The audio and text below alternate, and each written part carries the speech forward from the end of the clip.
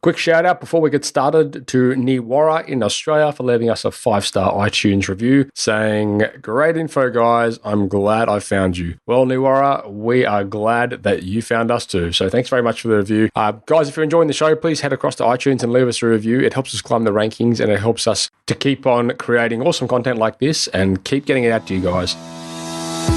This is episode 76 of ToolBox Talks on the Siteshed podcast. And today we're talking with Dave Jenyns, who has just written an amazing book on authority content. And we've got him on the show. The book's just launched and there's so much applicable stuff that comes out of this book that can be applied to trade-based organizations around the world. I just can't rave about it enough. I've been reading it myself and it is an absolute corker. So enjoy the podcast, and there is a free copy available of this book currently in Amazon, and there'll be links to it within the show notes. So whatever you do, make sure you head across to the show notes, click on that link and you can download it straight to your phone, iPad, etc. Giving tradies and contractors around the globe the tools to run a modern business. You're listening to ToolBox Talks from the Siteshed. Now here's your host, Matt Jones. Hello listeners and welcome back to ToolBox Talks. My name is Matt Jones and today you are joining us on a special episode where I'm joined back by Dave Jenyns from Melbourne SEO Services and Melbourne Video. And Dave is actually the new author of Authority Content, which is a book that I'm very deeply in the middle of. Those of you that do not recall, Dave actually joined us in some of the earliest episodes we did. It was episode 3, 4, and 5 when we were talking about understanding SEO. Dave, welcome back. Thank you so much for having me back, and great to see so many episodes come out since then. It looks like you're growing quite an audience and a community there. Yes, it's been moving. It's been a lot of fun actually. So it's a lot of work, but it's definitely been worth it. Yeah, it's great to see. So what's going on in your world? Well, at the moment, the big thing, and one of the reasons I was keen to have a little bit of a chat was this book, Authority Content. It's been a little pet project that I've been working on for the past few years, and we're into the final pointy end at the moment. I think I've realized how important it is to just really focus when you've got a particular project that you want to complete, and the book definitely needed focus to be done. So yep. I know you're working on a book at the moment as well, so you'll find out shortly as well. Half the battle is just getting it written, but then the other half is then starting to spread the word and do the marketing of the book as well. So I'm right in the epicenter of that as we're about to launch on Amazon next week. Wow, exciting!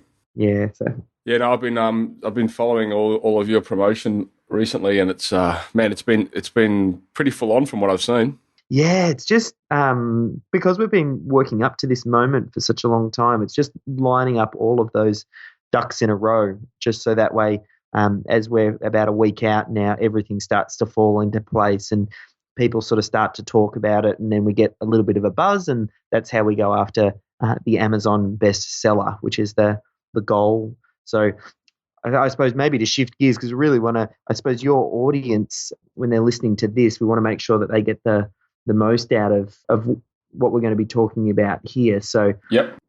The book itself really is centered around marketing businesses and helping them build their brand, their sales, and their credibility, because the marketplace, it's a very noisy marketplace out in the world. There's a lot of competition, a lot of noise on social media, and businesses need to stand out from the crowd and separate themselves from their competition to win business. And that's what the book Authority Content is all about. It's a framework, a process to do that and do it consistently. Yep. It's funny actually. It's funny timing because it was only last Wednesday or Thursday, I was presenting at a workshop over in the south of Sydney, and I was talking about authority content. It was more or less authority content is how you can position yourself as a tradesperson, the builder, the plumber, electrician, whatever it is, how you can sort of separate yourself from the rest of the marketplace by becoming an expert within a certain area.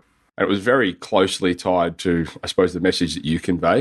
And it was good timing because I actually got the chance to give your book a bit of a plug as well. Oh, fantastic. Thanks for that. Yeah, it applies in every industry and probably even more so in the trade space because there are just so many different providers out there and tradies out there. It's hard for the consumer to know who they should avoid and who they can trust. So there is a bit of a methodology and a way to separate yourself to kind of demonstrate your authority. And then you tend to just attract business towards you because people want to work with the expert. When it comes to working with tradies, more often than not, even though you will get price shoppers, I mean, that's always the case, but the person actually wants the positive outcome, as in, we had a problem with our toilet a little while ago, and we got this plumber in, and I got him in like 3 times, and, he might have been cheaper when I got him in once, but when you added up all 3 times, then it was quite an expensive exercise. And I would have been more happy to pay a premium price and know that the job was done correctly by an expert or an authority in that space. And ultimately, that's what we ended up doing. I ended up going to an expert authority. On the 3rd go, I thought, I'm not getting this joker back. Yeah. And then I ended up finding someone to come in and fix it. And I think that's, so important for tradies to make sure that they become that expert. So we might dive into a little bit of, how we can how they can become an expert in certain areas down the track a little bit. But I suppose primarily when we're talking about becoming an authority, who are we really pitching this at? I mean, is it open to anyone? Yeah, anyone who runs a business. I think you should be thinking about how do you separate yourself from the crowd, because it makes your life easier as a business owner. A lot of tradies, they're going to be chasing work and constantly looking for work, whereas if you position it the right way, you start to have business come to you. And that's really when you get that magical sweet spot. So I think it's for anyone who runs a business. Yeah, because I know one of the things that I've sort of been preaching for a while now with a lot of our guys, a lot of our listeners is, if you can put yourself in a position, if you can niche yourself in an area of your industry, it allows you to position yourself as an authority a little bit easier. So, for an example, you could be a plumber, but it's hard to position yourself as the ultimate plumber and as this position of authority as a plumber. But if you niche yourself into something a little bit, within that industry, so it might be a hot water specialist, or you could be a block drain specialist, or you could be a roof and gutter specialist, or whatever it is. It allows you to sort of build a bit more of a presence as an expert in that specific area, and therefore you can kind of grow your brand from there. Is that something that you've had experience with? Yeah. The block drains was a perfect example, and I'll go back to that toilet example. The final guy that we ended up getting who just fixed it, he was, because I think most plumbers, they deal with everything sort of, the toilet up. But once you sort of go further down into the pipes, they say it's, a different skill set. And this guy specialized in, past the toilet type thing. And, I'm probably not, I'm butchering the technical terms here, but I'm sure. Yeah, you really are. The listener will get it. He came recommended to us, and then I did a little bit of research.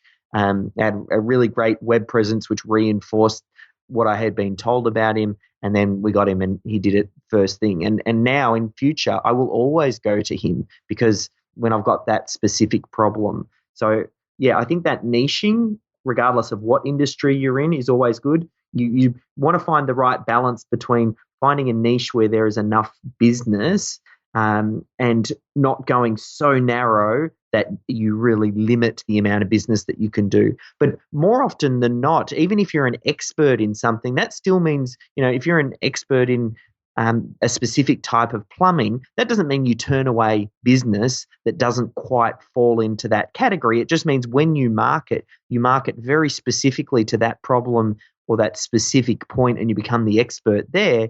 That message will still resonate with other people, let's say needing plumbers, and you'll still end up doing that type of work, but you set yourself apart from the crowd, and that's the real key here. And that's a very good point, and that was something that I was trying to communicate. Well, when I do try and communicate that message to a lot of people, that's probably the resistance I get, where they say, well, if I'm niching myself at this one specific area of my industry, then I'll be turning away work from every other part.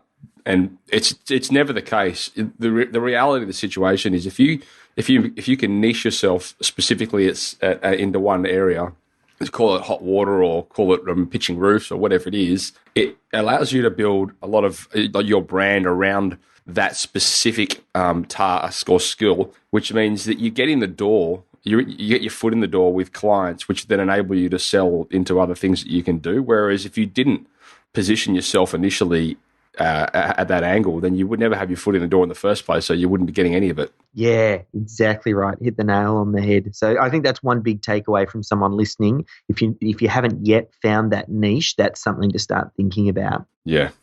So, okay, all this authority content talk, what are we actually talking about here? I mean, what is authority content? Yeah, authority content, it's a process that we've developed to batch content creation. Sort of when you're marketing a business online these days, you need to have some form of content that captures your audience's attention, gets their engagement, and that helps to build trust. So when someone's online and they're searching for your products and services and they've got a specific question, they'll go to Google, they'll look for it, and they'll find a helpful, useful answer from you, whether it's a video or an article or something like that, and then they'll get into your sort of website and into your web presence, and then they can start to learn more about you. So authority content is about creating helpful, useful content and consistently sharing it out over the web. Now, I know a lot of tradies, they're busy, they're doing their regular work day. Where are they going to find the time to be creating great content? And that's why we developed this process of authority content, which helps to batch that content creation. So it might work for a tradie where, you get someone to come out and film you for a day and you just answer a whole bunch of frequently asked questions and solve some of the problems that your prospects and target market have. And you batch all of that content creation into one day. Then you create a helpful resource that lives on your website that's, nicely SEO optimized and driving traffic to you and a lot of the stuff that obviously Matt talks about. And then you can take that content and then you can also start to share it around the web. So that's the type of stuff that you might share on your social media, upload it onto your YouTube.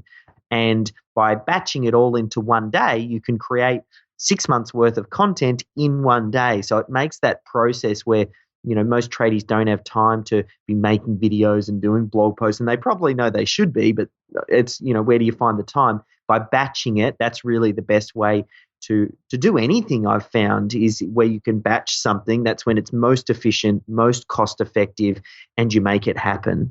So why would they go to the effort of doing this? I mean, are we doing this so... I mean, at the end of the day, I suppose when we look at creating content, it's all about adding value. Is that right? Yeah, and it's understanding your target market and the questions that they're asking just prior to them making a purchase decision. So by creating content, what you're trying to do is you're creating the content at just the right point in time to answer their question so someone sees you as helpful and useful, and they'll just assume because you've got the answer to their question, then you must be the expert on the authority. So a good example, let's say the blocked drains or something like that. If you're a plumber, you could create a little video on, hey, here's 5 things you can do yourself to try and unblock your drain before you call us. So yeah. I don't know, you get some Drano, you do a couple of small things that may solve very basic problems. And then what does that do? It makes you helpful and useful. And then if it gets to the end, they've tried those 2 or 3 things and they haven't been able to unblock it. And then you finish up the video with, and if that doesn't work, then obviously you need to get an expert out to inspect it. And then you can introduce your own company with some sort of call to action. So that's like a really good example of just one video, and there's probably loads of videos like that a plumber could make. Yeah. And that type of content is gets the attention because you're answering questions. So what about from a search point of view? How does all this tie into being found online? Like if somebody was looking for that service and I did create a video on it, can you talk us through that process? Yeah, so Google's whole objective is to help people get to the answers of the questions that they're asking of Google. So someone comes to Google with a question, they type it in, and then Google wants them to get that answer in the least number of clicks. So they're hungry for this type of content, and they want to serve up this type of content because it creates a great user experience. So with a little bit of sort of smart SEO layering over the top of some smart content marketing, that's when you start to get a little bit of the magic happening. So it is about using the conversational language that you know your target market is using. And as we start to see, and this is probably talking a little bit more on the bleeding edge type of technology, we're seeing more and more people do voice search when they're using their mobiles and things like that. Search terms and queries are becoming more conversational. Okay. So by having, let's say, the frequently asked questions example, you're answering the questions that are getting asked. So by doing that, you're really priming it almost naturally with SEO. But then you can obviously work with someone like Matt as well, and then you can kind of take it to that next level by sort of layering some deeper smarts on the SEO side of things. So, Dave, when you're talking authority content, do you typically advise that people put together some sort of strategy? Yeah. Well, step one really in that whole process, because we break it up into 3 Ps: present, product, and promote. And that present stage, you need to plan everything out, because the content becomes the bait. So if you think of the metaphor of you trying to catch a fish, you need to have the right bait to catch the right fish. A good example of that, we actually just finished working with a domestic cleaning company who'd already got a good web presence online. They'd already created some videos, and they were creating videos around how to clean the grout in your shower and how to iron the perfect shirt. And when I started working with them, I said, look, that content could be good to position you maybe a little bit as the expert, but the problem with it is it's not attracting in your target market. The person who is searching how do I iron the perfect shirt probably isn't the person who's looking for a cleaner. I said, you need to be creating content like, should I feel guilty about getting a cleaner? And how do I prepare my house before a cleaner actually comes? And how long will a cleaner need to stay? Can I stay at home when the cleaner is there? Like, these are the types of questions that someone looking for a cleaning service would be asking, as opposed to how do I iron the shirt? So a lot of that strategy and thinking up front, it's very important to get very clear on that target market. Think about the questions and the topics that you want to get across, and all of that planning happens up front. And then for the business owner, it's 1 day's worth of work as far as the presenting is concerned, plus a little bit of planning up front. But then after that, a lot of the processes that can happen after that can actually be delegated through to different team members or outsourced, or you work with a different company, because the hard work is done by the business owner at that point in time. Isn't that often the case, though, with a lot of marketing? When we're marketing our own business, we will often try and communicate the message that we want to hear ourselves, and not. Yeah. It's so easy sometimes to. It's so easy sometimes to fall in that trap of speaking, trying to speak to your customers the way that you would want to be spoken to, when in reality, you've really got to meet them on their level, and you've got to lose all that. You're not talking to yourself, you're talking to somebody that, doesn't have your experience. Yeah. Even just understanding of the way that your clients phrase things. Like if they're looking for outdoor decking and they're here in Australia, maybe they search for verandas. You might call it outdoor decking, but it's actually a veranda, or that's the vocabulary they use. So that's where the smart SEO comes into it as well. You want to be creating content that people are actually looking for. And, with a little bit of keyword research, or even just heading over to Google and starting to type search queries in and looking at Google's predictive text, when it predicts, hey, you're about to type in this. Or when you run a search, you scroll down to the bottom of a search engine and it's got related keywords. Looking at that, that's Google telling you, hey, people is searching for this type of content. So creating content around that is a great place to start. What about, Dave? So selecting the right times to use authority content. I know we've done in the past a couple of campaigns with clients. One of them specifically was a landscape gardener, and we helped them put together this campaign, which was seasonal. So a lot of the trades out there, they work in seasonal I suppose, well, I won't say jobs, but a lot of the stuff they do relates on the season. So you can talk, you know, landscape gardeners especially. We put together this campaign where we could, you know, coming into the how to look after your rose gardens coming into the winter month, like these sort of things. Yep. Is that also authority content? Yeah, 100%. So the way that I'd layer that together is getting that content out, because the video on how to look after your rose garden, let's say through winter, is just going to be as relevant this winter as it will be next winter and the winter after that. Like, it's evergreen content. It's just seasonal.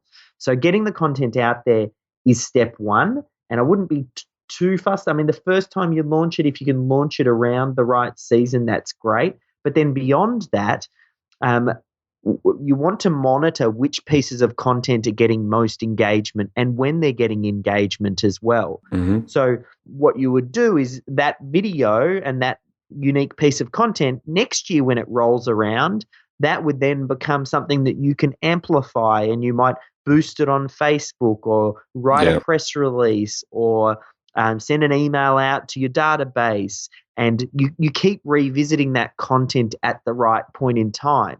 So particularly on Facebook, that would work quite well. If you're going a bit of a content strategy, you could lead with that video, and you do it at the right time of year every year, and then you can build up an audience. It's through remarketing. I don't want to get too technical, but that idea that when someone visits a web page, you can then follow them around the web using a technology called remarketing. You might have talked about that before, Matt. Yeah, I think for listeners, basically, that's when you go to a website and then, you know, you might leave that website and go off to Facebook or Google somewhere, and all of a sudden you see ads that are showing the page you've just been on, and they seem to be everywhere.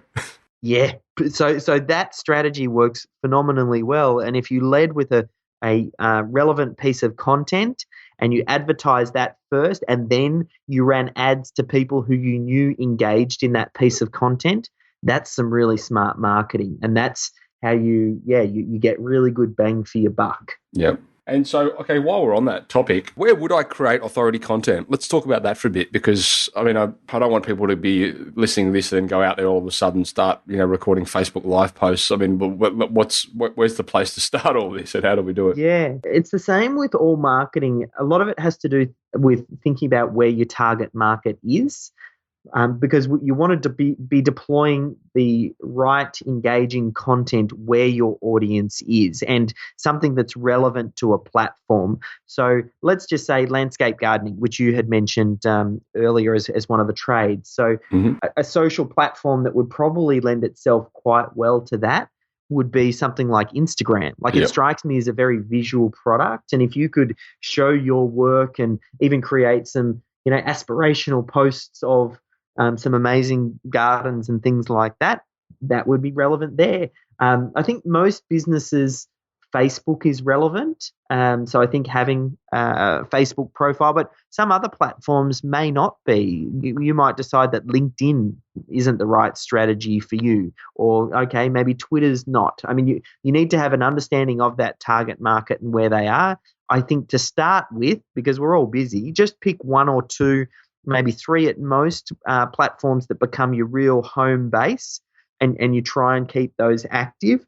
You might still register the other platforms because there's a whole bunch of them out there, but you just do that to make sure no one comes in and, you know, takes your brand name or something like that. And the other real big one, probably the centerpiece of authority content, it always starts with video. So YouTube is the place to go there, because if you start with video, you can actually repurpose and get quite a lot of content from a piece of video, because a video can be transcribed and then that can get turned into an article. The audio can be split out and then it can be uploaded to SoundCloud or iTunes, or you've got the video itself, which can be uploaded to YouTube. So that's why I always start with video. It's the richest medium, and you can get everything else from it. What's your stance on publishing your content on your website first?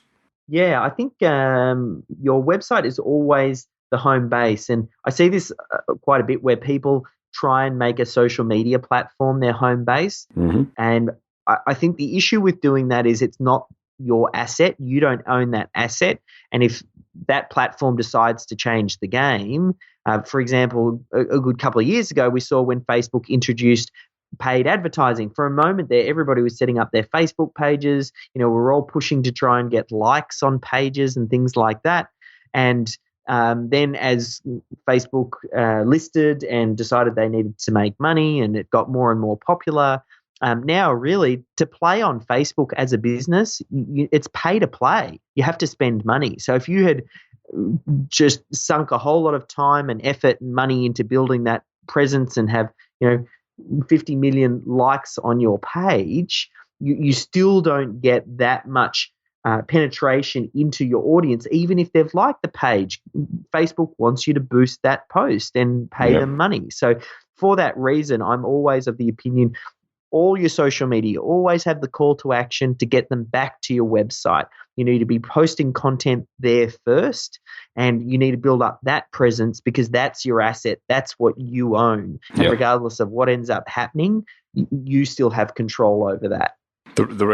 I asked you that question because I knew what your answer was going to be. But, for some reasons, I tell my it's one of those scenarios where you can tell your clients things over and over again and they won't listen to you. But when it comes from somebody else, they more than likely will. So I hope you all heard that. Oh, yes, it's the same. Sometimes my wife will make a suggestion to me and she'll say, Dave, you should do this. And then I don't listen to it. And then a friend will recommend it and I'll do it. And then she'll like, I've been telling you that for months. So, it's always the way. I know you had a similar experience, though, didn't you, with one of your YouTube channels back in the day? Yep. We had built up a huge following on our YouTube. We're well over 1 million views, and YouTube, for some reason, decided they were going to shut down our account. Usually they have a 3 strikes and you're out. We didn't get any notice on that. They just canned the account because they said there was some terms in there that they didn't really like. It was actually part of a big cleanup. So I was one of the fortunate ones. I wrote a press release and talked about a whole lot of accounts getting closed down. And I never heard from Google. I mean, you never hear from Google. They're such a large organization. They just wouldn't have the manpower on the ground to chat with everybody who had a question. So I never heard back from them, but they did reinstate my account. I was one of the few lucky ones, but it taught me a very valuable lesson because that week I was stressing pretty heavily because I'd put so much effort into it. Mm-hmm. And while, yes, it would be a pain if my YouTube account got banned or something, heaven forbid, but now we're quite conscious about making our website the center point of our marketing. Yeah. And look, the websites these days, they're so easy to do that on, it's so easy to create a blog or, embed a video or, and then syndicate to and from that. And that's something that we teach religiously. Get out there and do that. Okay, Dave, so what about how we might get started with this authority content? Yeah, for sure. I've got quite a lot of videos and things like that on YouTube that are quite helpful. But I mean, timing-wise, one thing that we've done is I've documented this entire process. It is a process. So we talked briefly about one of the P's, the present, but there's also how you turn that into a product or something that lives on your website. And then there's the promote phase, which is what we were just talking about, chopping it up into pieces and sharing it around. And it is a system, it is a process, and something that's incredibly effective, and we've proven it in a lot of different spaces. So I've turned that whole concept into a book, as Matt mentioned right at the start. I sent him one of the preview copies because he's been one of the early adopters, and I know he loves keeping on top of sort of trends and keeping on the bleeding edge of things. But it's not officially launched yet. On the 11th of August, it launches on Amazon, and we're going after a bestseller status.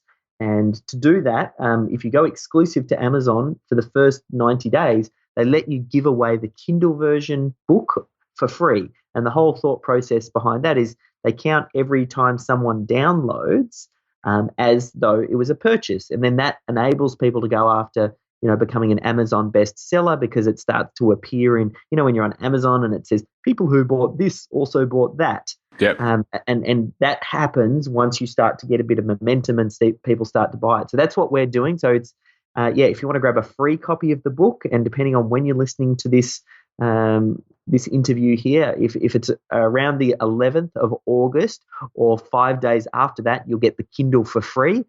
Even if you're beyond that, though, head over to Amazon I mean, it's a book. It's the Kindle version will probably be $10, and the book is like $25. And I'm confident, like we've spent a lot of time, money, and effort developing this, and the value far exceeds the price you'll pay for it. And I'd love to hear what you think, and I'd love to hear your case studies. Love to support you if you've got any specific questions or you want to tailor the methodology to your business. You can either reach out to myself or Matt knows this stuff inside and out as well. So there's plenty of support to get this working for you so you can become the trusted authority in your industry. I know that you can be that, and I know once you are that, you'll get a lot of benefit. Yeah, look, and I encourage listeners out there to get a copy of that book, especially if it's free. So this is going to go live on the 12th of August. The book would have launched on Amazon the day prior. Perfect. So anyone listening to this now, there'll be a link in the show notes. Is that right, Dave? Can we put a link in the show notes how to get directly to Amazon and search for authority content, or just go to our website, which is authoritycontent.com. Very easy to remember. And you find out more about it there. And if you'll get the right links through there. So either or. Okay, that's cool. All right, well, that's great, mate. Thank you very much for your time today. That was very informative once again. Fantastic. Thanks for having me, Matt. Always a pleasure. And keep up the great work. Love your community. Can't wait to read the book. Yeah, absolutely, mate. Looking forward to the launch as well. So, all right, listeners, thank you for joining us. And Dave, thank you again. Thank you for listening to another episode of ToolBox Talks. If you're liking what you hear, then you can head across to thesiteshed.com where you can join our community by signing up to our ToolBox Talks. You'll get sent a weekly notification, which is basically a highlight of everything that we've spoken about during that week, along with any other industry news that may be relevant or specific to the trades. If you're enjoying the show, you can head across to iTunes, Stitcher, or SoundCloud, where you can leave us a review. That would be fantastic, and all the reviews get read out in the show. Likewise, if you have any friends or colleagues that you think would benefit from the show and the episodes that we create, then please go ahead and share it with them.